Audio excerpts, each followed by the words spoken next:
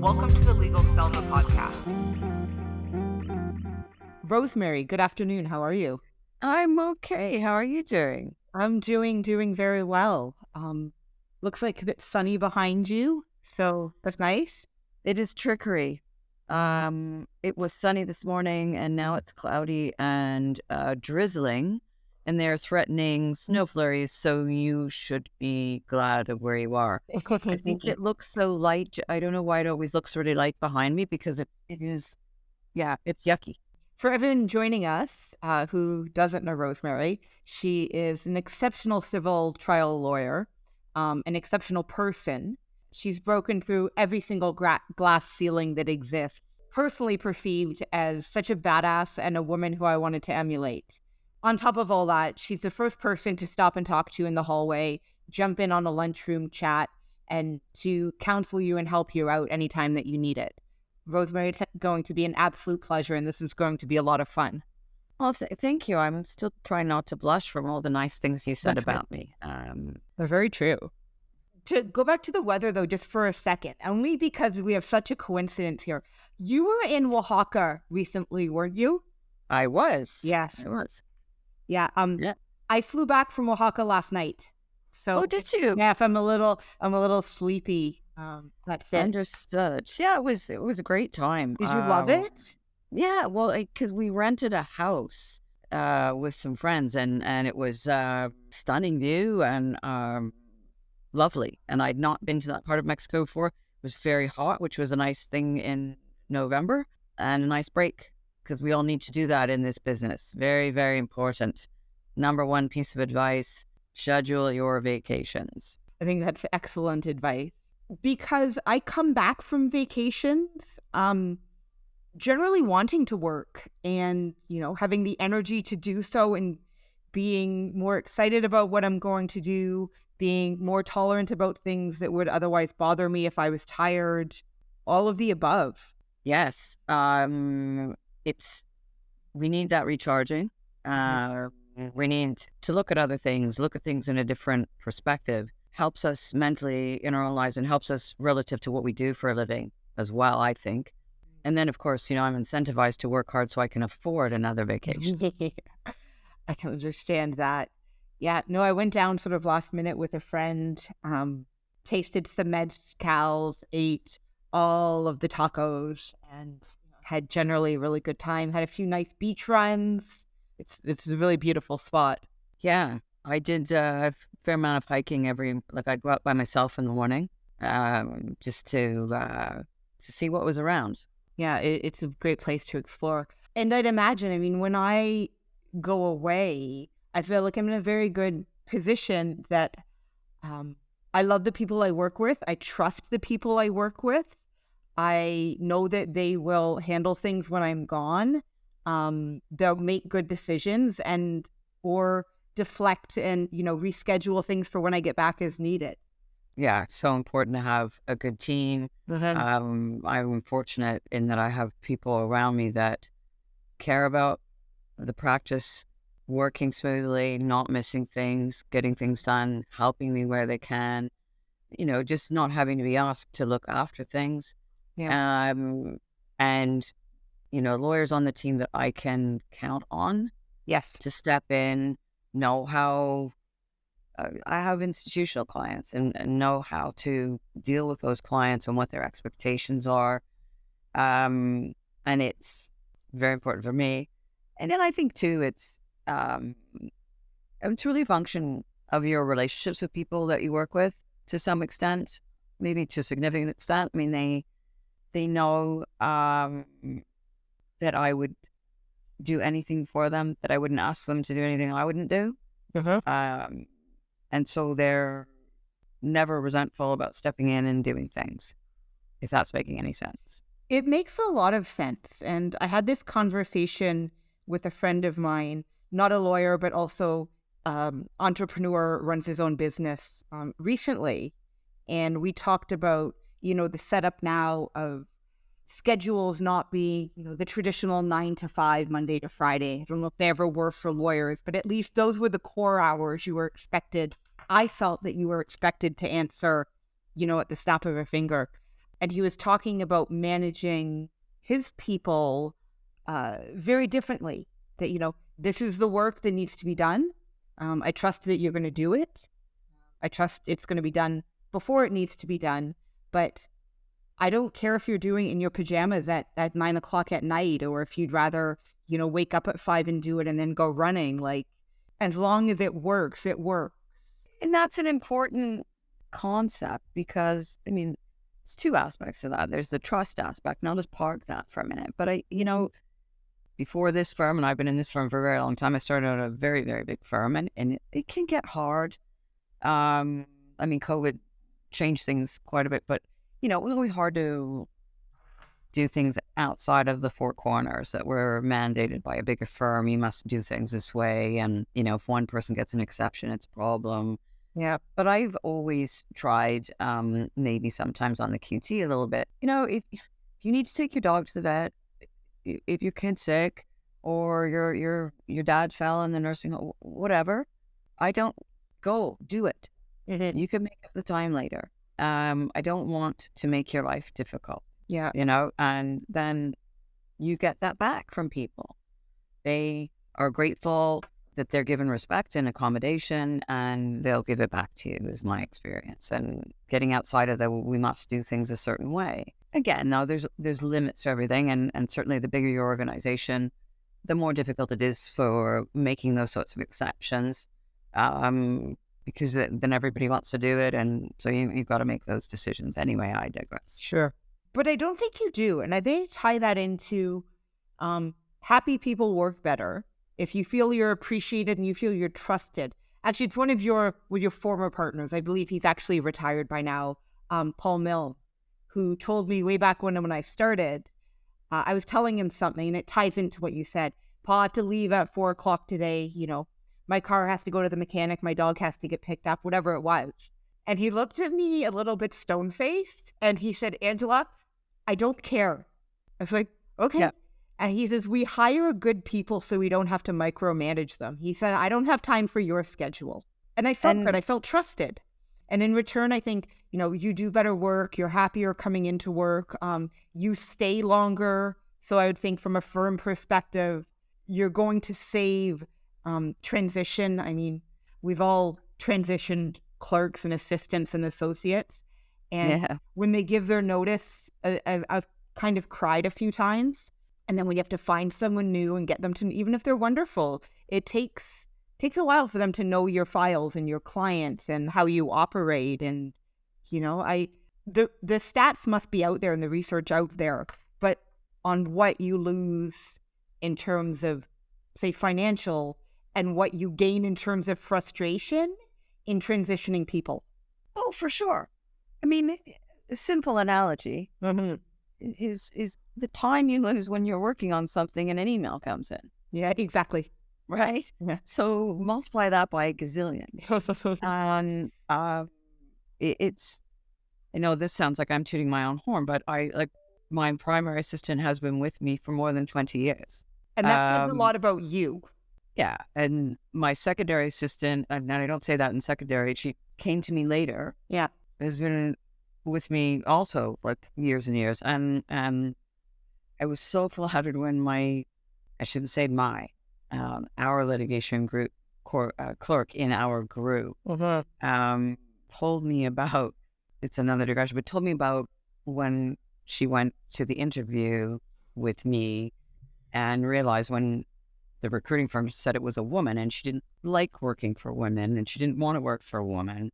She's been with me for 11 years. That's incredible.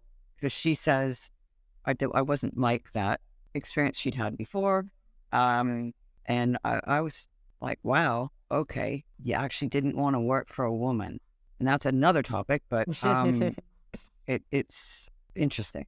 So I take a huge amount of pride in the fact that the support staff in my group have been with me for as long as they have. Because trust me, there's days where I don't know why they are, because it's so busy and there's so much to do, but they do. And last January I got called to trial at 3:15 on a Friday to start Monday, and we'd been told, and I won't say what jurisdiction, not my local, but we'd been told by 2 different judges. We weren't going to get called because it was long and complicated and they didn't have the resources, whatever.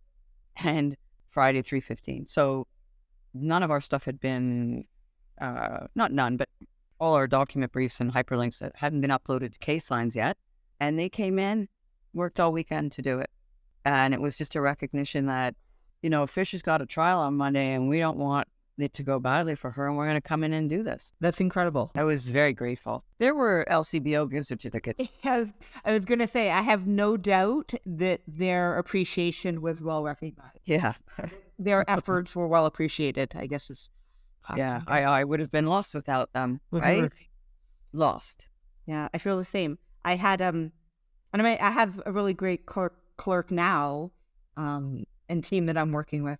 And it worked out well, but I had a girl who I started working. We were together for a year and a bit, but she was just wonderful. And she gave her notice, completely understandable. Her fiance is in the military, and he got transferred. And so, living in the same province as the man you're marrying, I guess is necessary. Kind of important. Yeah. So she went out to New Brunswick. And, I told her I completely understood and it would be a well-supported transition. Yep. And then she'd never been out to the East Coast before. She's from a much warmer climate. And so then I started to explain to her about all the snowstorms out east and how bad the weather can get. And she's like, Angela, you're not helping me. But it was a good transition. When she left me a color-coordinated chart of all of my files in terms of what she saw as being priority and less priority, deadlines. I mean, we have backup systems, for diarizing as well. But she did all of that completely unexpected. And I'm almost positive, given all the other work that she did that on like a Saturday afternoon on her own time, because there's no way she did that when she was at the office. And that's a credit to you. She obviously recognized that would really help you. And she would make the effort and do it. Wow. Did it ever? And she got out east, and I talked to her a couple of weeks later. And she's like, "You give me a reference." I was like, "Of course I will. Just tell me who I'm writing the letter to, or who you want me to talk to."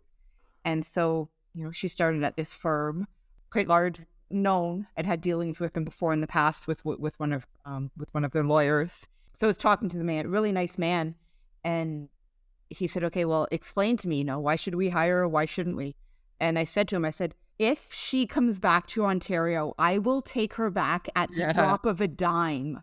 Yeah. And he said, okay, that's all I need to hear. Yeah. So I want to backtrack, because I realized we've had a lot of really great comments throughout, even the last 10 minutes or so.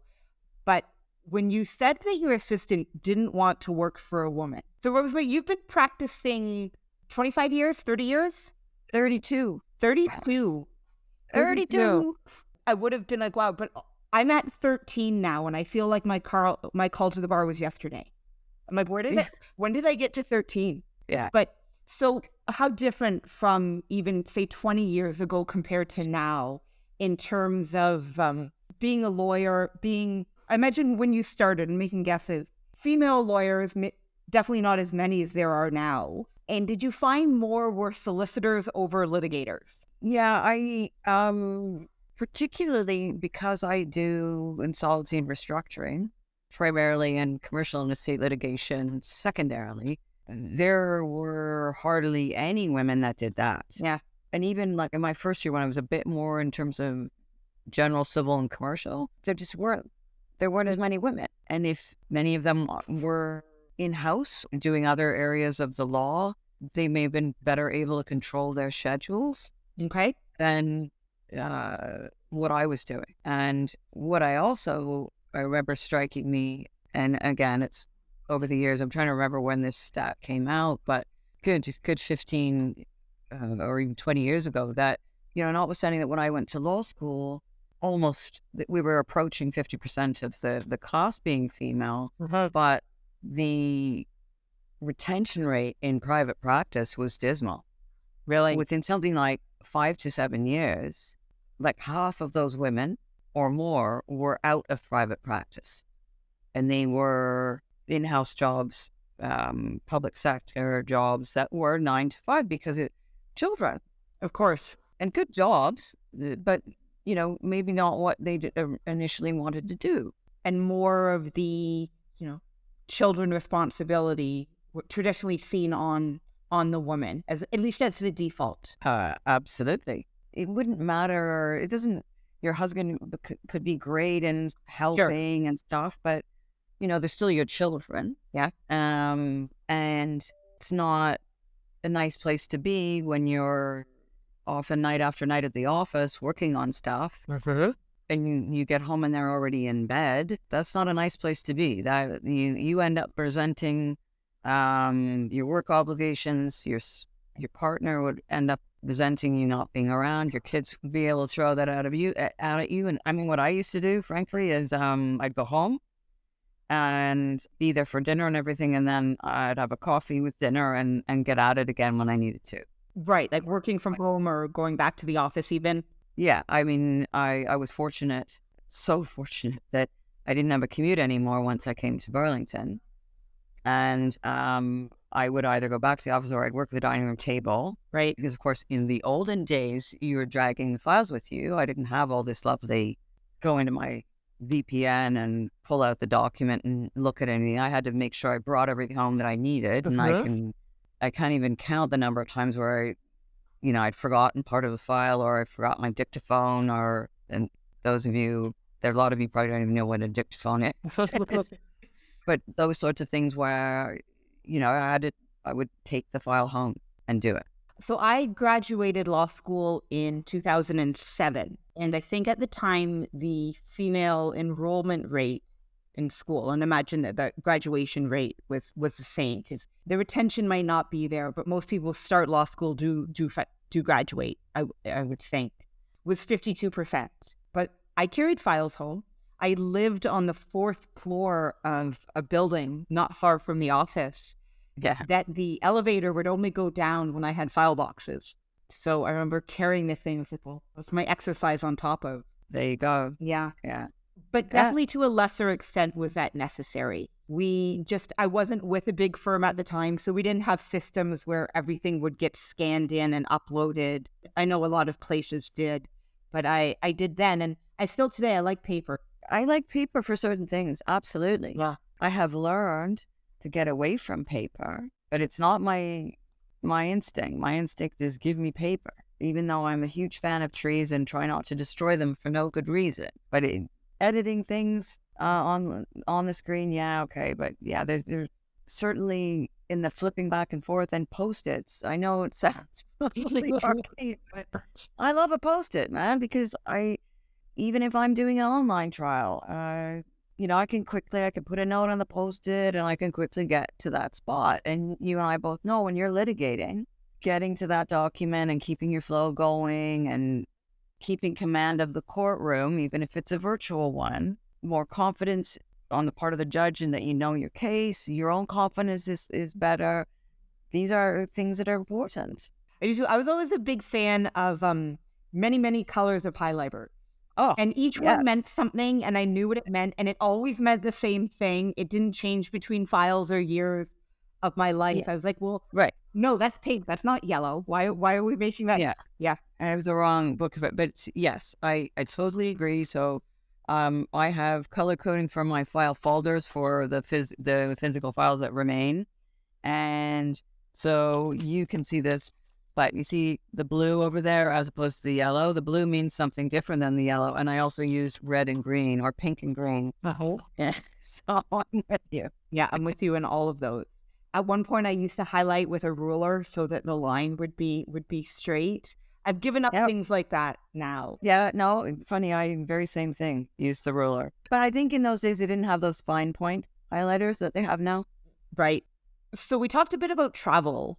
And, being super necessary for your sanity and everything. What else keeps you sane?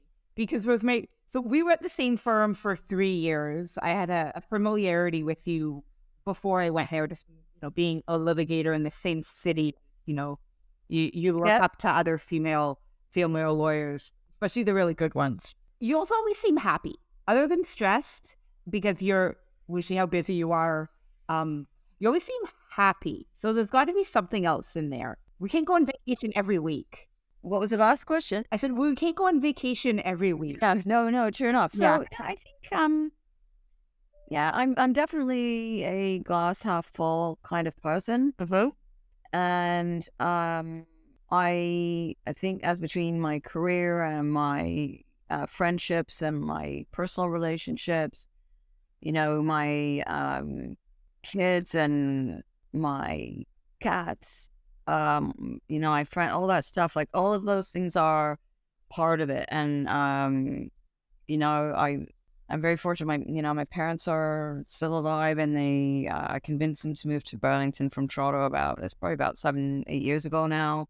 And so I think you got to have a good network. Have to have things that interest you, whether it's, books or, like I belong to a book club.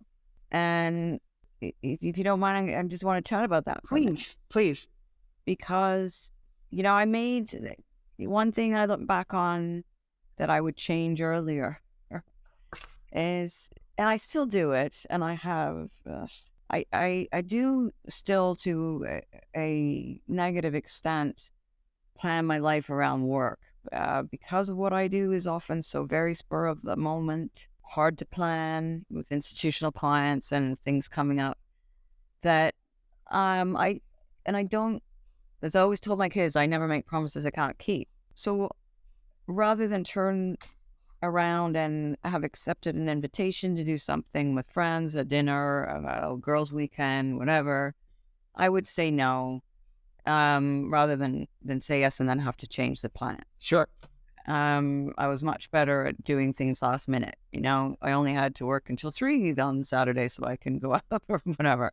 And then I met this woman in our old office building, downtown Burlington, and they were on the other side of the floor, but the washroom facilities were, shared by the two different companies. Mhm. And so I met her in the bathroom, and she, just hello, how are you today kind of thing. And then we started conversations, and she was a financial planner, and would keep inviting me to lunch and stuff. And yeah, when I have time. And then she started plotting with my assistant, Tracy, to get me out to lunch. And because I never had lunch, I sat with clients, so I would have lunch at my desk because I had kids and I needed to work. The work day was the work day, and I didn't have time for that because that meant I would need to work later, blah, blah.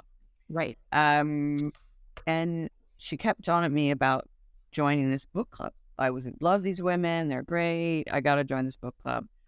And I resisted. And frankly, I thought, well, she would tell me about them. And I thought, well, they're all a little younger than I am. Their kids are younger than mine. I'm not sure we're going to have a lot in common. Different walks of life, a couple of doctors, a couple of chiropractors, financial planners, what have you, HR people, what have you. But I just thought, well, no, it's once a month and then they do stuff on weekend. I don't know. I can't do it. So long story short, she prevailed upon me because it was my birthday, and she said, well, we're having a birthday party for you. You are coming. We're having it. And so I went. And I'm still into that book club these many years later. Love these women. We've gone to Florida together on weekends together, done lots of silly stuff, and we actually read the book most of the time and we talk about the book. Our husbands and partners and know each other, and we'll do a couple of things as well. And she was just determined to get me out of just focusing on work, and so that increased my happiness. And other groups have friends of various circles, whether they're my husband's friends that I've gotten to know over the years, whatever. Having those friends, doing those things, vacations, my cats, working out every morning. Yes. That I only recently, COVID helped me commit to that. I would work out when I had time. And I never had time, but rarely had time. I had to get to court, I had to do this, whatever. Again, we're not going to do this for Rosemary because Rosemary needs to be doing these things for all of the other people in her life, whether it's clients, spouse, kids, parents. So no, you can't work out. And COVID came along and the world went weird. And so I had time, and I not only was I went from, like maybe 3 days a week, maybe, to every single day. So I want to do more of those sorts of things for me. But I think I'm happy because I do get a lot of fulfillment out of what I do. Okay. Like I find it interesting. I wish there wasn't so much of it a lot of the time because I do often feel under the gun and always trying to get things done in a certain amount of time, and there's never enough hours in the day. Mm-hmm. But I do enjoy what I do. As we often say amongst, oh, I love the law. I'm joking, right? But I do love the law. I don't always like my clients. I don't always like other lawyers. But most of the time I do. I don't always like what judges come up with. But most of the time I do. And I think I'm fortunate to be in the area that I'm in and have had the career that I have had, and some of the cases that I've had that were really super cool. Super cool. Super cool. Yeah. That are law. That changed the law. Yeah. That makes me happy. The immigrant story, right? And my parents are really proud of what I do. That makes me happy. Mm-hmm.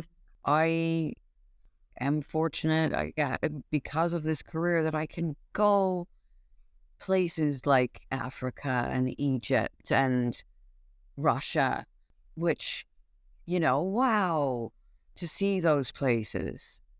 It's just so fabulous to experience other parts of the world, other people in the world. And other things that make me happy, music. Music makes me really happy. And I carve out time I'm a big progressive rock fan, 70s stuff. Who's your favorite? Who's your favorite? My favorites are, can I do three, really old Genesis? Yep. Peter Gabriel Day, Genesis, Steve Hackett, King Crimson, yes. That kind of, and old, art rock, progressive rock stuff. Because that goes back to my dad being a big music freak and taking me to my first Genesis concert when I was 8. And music transports me. I can go places. It's my Calgon take me away. Calgon take me away is an old phrase from an ad that you're probably not old enough to remember. But anyway, it's that, I just need to chill and listen to this. I guess it's my little mini meditation, right? I can relate to that significantly. I will sometimes work with opera music in the background. Anything without lyrics, I can keep to just going. Yes. Near where I live, there's this restaurant that I love. It's got a terrace and they have live music outside during brunch. Also, their night shows are 6 to 8, which is perfect because I'm not a late night person. I can go, have my dinner, watch the music. I can still be home by 9, which kind of ties in to waking up in the morning and going to the gym and feeling good. My father had us in sports growing up. I had no choice. I have many, many memories of him walking into the living room and shutting off the TV and being like, go outside and do something. You don't need to get outside, get out of the house. He said, if I wake up, if I exercise, I can handle anything else. But if I miss my gym, then I don't sleep well. And all of these things are tied in. So they had a 60s, 70s rock cover band at brunch a few weeks ago. And all of the musicians in the band were from various different cultures. Oh, neat. Yeah. And they were all singing. So to have it also done with a bit of an accent was amazing. And I was looking around. They had an announcement. The one woman at the table over from me, it was her 92nd birthday. And she was dancing more than I was. As I often say, actually, my best friend knows it. I will say we should be dancing. And I say that because nobody that's dancing is angry, right? We need more dancing in life and more just having moments of fun and appreciation. Balanced, of course, with you do have to work for a living. You could get a lot of personal satisfaction out of making achievements in your career. But it's also really good to just, get out the cat toy and hang out with your cat and watch them run around like a maniac when you're playing with them. Yeah, absolutely. To wrap this up, is what you comment on one thing. For me, in the first 8 years of my practice, probably, the last few years, I just don't care anymore. But in the first years, it was feelings of guilt hey, I'm not working now. I should be. It's that. And then I'd be like, well, Angela, reel it back in. Do you have anything you have to be doing now? No. Have you stayed on top of everything? Yes. Have you, are your clients happy? Are you communicating with them well? Yes. Well, if all of those things, why do you feel you should be working now and not taking your dog to the park? Because I should. I don't know. Because I grew up watching Law and Order and Claire Kincaid was always at the office when it was pitch black outside. Things like that were just drilled into me. And I still feel it a little bit, but now nothing close to what it was. Well, I remember, when I was pregnant with my daughter, and there'd never been a woman in our firm that had a baby and as a lawyer and come back to work. And we didn't have a maternity leave policy for lawyers. Right. I was scared out of my mind on many levels. Would people perceive me differently? How was I going to manage all of this? And, one of the partners said to me, you will just work differently now. And he said, don't worry about, he used to call it FaceTime, which was a phrase I was well familiar with from my articling in Days in Toronto. Let's just stay so the senior partners and keep working so that they know we're here, right? And he said, it's okay. And it was that trust thing. You're going to get the work done. But yeah, you do need to work that stuff out. And it's probably even harder now in some respects with people that are working remotely. When do you cut it off? For me, remote work has been amazing because I think the stage in my career I was at when it really became a thing, common project and, being in court online. So it facilitated all of that. I was about at the 10-year mark. So I was self-sufficient enough. I think if it had come 8 years earlier, that I would have been in a much worse position. But for me, not commuting, not getting ready for work and not commuting, that's easily an hour out of my day, easily. Not having to plan lunches or make lunches. I really like to cook and I like to eat food that is good and not out of, a plastic container at the supermarket or whatever it is. Right. So I haven't been happier. I think this will keep me in law and practicing law for a lot longer than I would have otherwise. I feel wealthy because I'm not buying $200 skirts because I had to drive by Mapleview to get to the office every day. It's a problem. It feels better. I feel like, okay, Yeah. it's now sustainable. I've come into my groove. Yeah, I'd go to the office. But my house is 5 minutes away. Right. Literally. So, if I had a commute, yeah, I don't know if I'd be here every day. I like it. And I think maybe most of my group is here most of the time. Okay. And because of what we do, and it's different for different areas of the law. Mm-hmm. And I think firms need to recognize that. But we do a lot of discussing things and bouncing things off each other. Mm-hmm. A lot of that. And the files are so big, they need 2-3 lawyers on them. Right. So for us, it works better if we're here. But I am with you. It's very nice to, I had my gallbladder out not too long ago, so I worked at home for a week because I didn't feel very well. And it was great because then I could stop and play with the cat. I could do whatever. And I didn't have to get ready for work, as you say. And it was all great. Didn't have to worry about, how I looked or anything. It was marvelous. Even though only recording audio, I can see you. And you do look marvelous. I wouldn't guess. Oh. I wouldn't guess that you had surgery 4 or 5 days ago, whatever it was. Yeah, well, it's almost 2 weeks now. So, but and now I'm feeling quite a bit better. Thank you. It was a little rough in the beginning. In my view, coming out of this is, you're right. You said firms have to recognize what's needed for each practice area and for each person. I mean, I don't have 3 kids at home. If I did, I'm sure I would be going to the office much quicker because I see my friends who do have children, and it is so hard for them to get things done with questions all the time.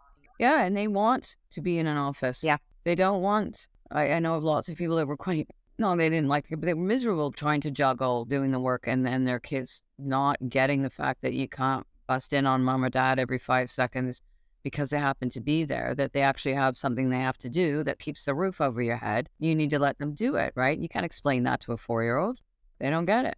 Very rapidly changing times. Very rapidly changing times. And you know what? The really happy thing for me to see, and I said we'll tie this up and I keep not tying it up, but the happy thing for me to see is just the open-mindedness of most people in doing it. Like, hey, this works for you, great. I respect you. I respect what you need. And this works for me. And you respect me in the same way. And I think as long as that's the outlook, like you said, happier. Like I can now, I'm like, oh, I see myself doing this for years. I don't feel the stress that I used to feel. And it's also because I have 15 minutes between meetings. I keep a yoga mat on my living room floor. And okay, so let's pick up 5 to 7 minutes of some cat cows and some stretching, and it resets my entire day. I listen to podcasts depending on what I'm doing that talk about nutrition or talk about musicians or talk about whatever it is I feel like listening to that day, and right, I feel a bit more overall satisfied. And I think it's important to find that thing that works for you. Yes. And, one of the things in our group that we thrive, we have fun whenever we can. And that can be anything from, I'll rush out and tell them a story from something that's happened. They'll tell me when I get a snarky letter from another lawyer or whatever, that they're waiting with bated breath to see what I'm going to come back with. And we joke about that sort of stuff. I will host impromptu cocktail parties, and I did it during COVID. Ooh, I wasn't supposed to. We masked up and distance, but in the lunchroom in the evenings. Oh, there's a bottle of wine left over from Carter's. Let's drink it. Let's have a chat. I remember that. I feel like I'm more so at the end, like a 4 or 5 o'clock end of day. I don't know how evening I was around for them, but I do remember a couple of those. There may have been some snacks there for some sort of party, and yeah, because I think that's really, for me, like that's really good for my soul. I like having fun, and I think relative to the clerk that has been with me, a couple of her comments were just that I was fun, and I never made her feel that I was like, oh, me lawyer, you clerk thing, which is a mistake. Oh my gosh, I'm 100% sorry.